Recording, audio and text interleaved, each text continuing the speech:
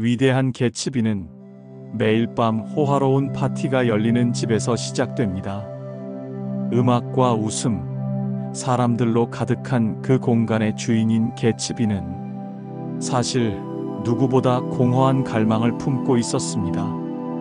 그의 눈은 늘 저 멀리 초록빛 등대를 바라보고 있었고, 그 안에는 더 나은 미래, 더 큰 사랑에 대한 끝없는 갈증이 있었습니다.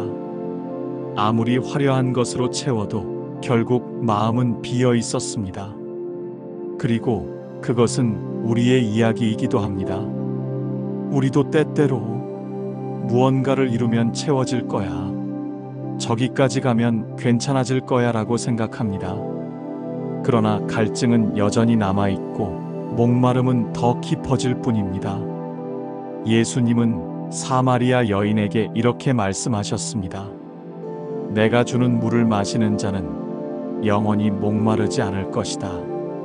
하나님께서 주시는 생명은 외적인 것이 아니라 영혼 깊은 곳을 적시는 은혜입니다. 그분만이 우리의 갈증을 참으로 채우시는 분입니다. 그러나 내가 주는 물을 마시는 사람은 영원히 목마르지 않을 것이다.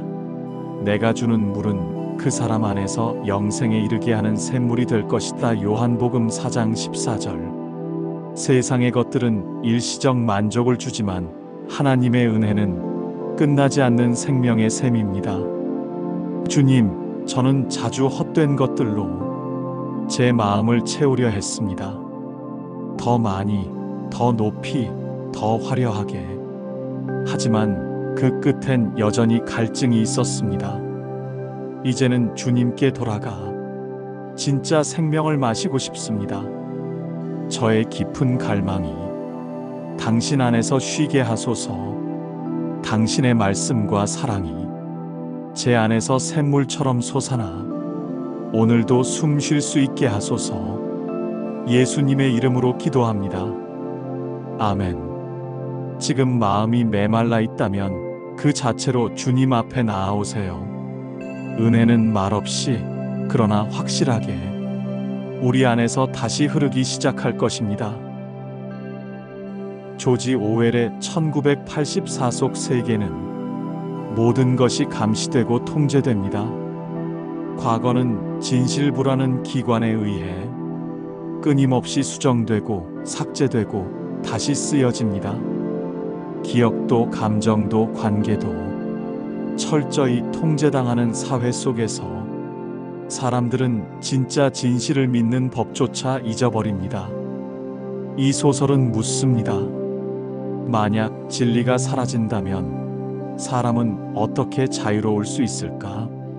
우리는 지금도 사람의 시선, 세상의 논리, 분위기의 압박 속에서 스스로를 왜곡하며 살아갑니다. 거짓된 정체성, 부정직한 위로, 진실을 외면한 채 살아가는 익숙함 속에서 우리는 점점 진짜 나를 잃어갑니다. 그럴 때 예수님은 이렇게 말씀하십니다. 너희가 진리를 알게 될 것이고 그 진리가 너희를 자유롭게 할 것이다. 진리는 단지 정답이 아니라 우리 존재를 풀어주는 열쇠입니다. 너희가 진리를 알게 될 것이고 그 진리가 너희를 자유롭게 할 것이다. 요한복음 8장 32절. 하나님의 진리는 우리를 꾸미지 않게 하고 스스로를 숨기지 않게 합니다. 진리 안에서 우리는 처음으로 자유롭게 살아갈 수 있습니다. 하나님, 나는 진실보다 편한 거짓에 익숙해져 때로는 제 자신도 속이며 살았습니다. 하지만 주님, 당신의 진리는 아프지만 해방이고 불편하지만 회복임을 믿습니다. 저를 다시 진리로 이끌어 주시고 그 안에서 자유하게 하소서. 사람의 기준이 아닌 하나님의 시선으로 나를 바라보게 하시고 당신 안에서 참된 나로 살아가게 하소서. 예수님의 이름으로 기도합니다. 아멘. 진실을 말하는 것이 두려운 세상일수록 진리를 믿는 용기는 더 빛납니다. 오늘 당신이 다시 진리 안에 숨을 쉬게 되기를 바랍니다. 마르케스의 100년 동안의 고독은 시간이 순환하듯 반복되는 마을 마콘도를 배경으로 펼쳐집니다. 주인공들은 각기 다른 세대지만 그들의 고민과 실수, 슬픔은 마치 대자비처럼 반복됩니다. 그들의 이름조차 비슷하게 반복되고 결국 어떤 이들은 처음이 왜 시작되었는지조차 잊은 채 살아갑니다. 그 이야기 속에서 묻게 됩니다. 우리는 정말 의미 있는 시간을 살고 있는 걸까? 하나님은 이 흐름 속 어디에 계실까? 삶은 빠르게 흘러갑니다. 어제가 오늘 같고 오늘이 내일과 다르지 않을 때 우리는 점점 의미를 잃고 하나님이 멀리 느껴지기도 합니다. 하지만 성경은 분명히 약속합니다. 내가 너와 함께 하겠다. 너를 떠나지 않겠다. 하나님은 우리가 기억하지 못해도 우리를 기억하십니다. 시간이 흐르고 모든 것이 바뀌어도 주님의 동행은 변하지 않습니다. 강하고 담대하여라. 그들을 두려워하거나 무서워하지 마라. 주 너의 하나님이 너와 함께 가시며 너를 떠나지 않고 너를 버리지도 않으실 것이다. 신명기 31장 6절. 우리의 기억이 흐릿해져도 하나님의 언약은 또렷합니다. 그분은 잊지 않으시는 하나님이십니다. 주님, 저는 종종 반복되는 하루에 묻혀 당신이 어디 계신지 잊곤 합니다. 익숙함에 무뎌지고 바쁨 속에 당신의 손길을 놓칠 때 제 마음은 지쳐갑니다. 그런 저를 여전히 붙들어 주시는 하나님, 오늘 다시 당신이 나와 함께 하신다는 사실을 가슴 깊이 믿게 하소서. 변하지 않는 주님의 동행 안에서 흔들리지 않는 평안을 누리게 하소서. 예수님의 이름으로 기도합니다.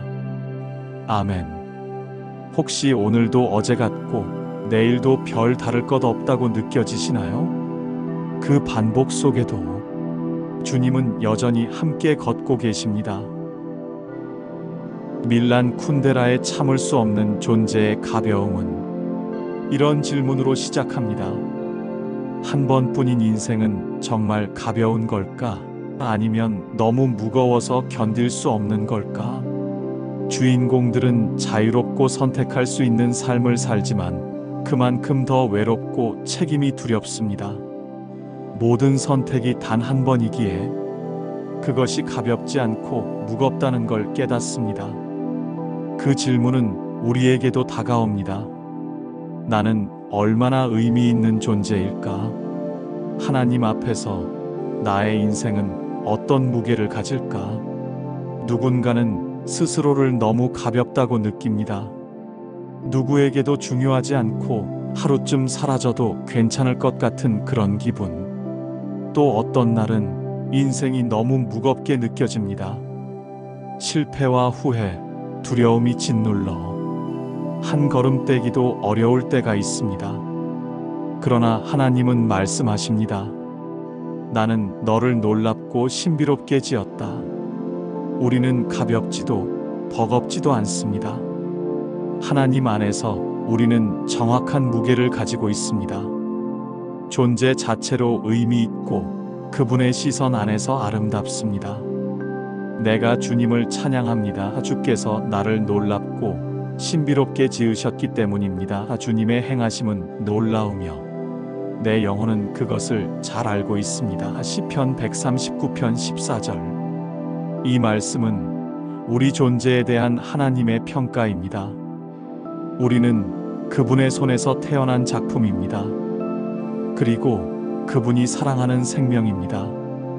하나님, 저는 스스로를 너무 가볍게 느낄 때가 있습니다.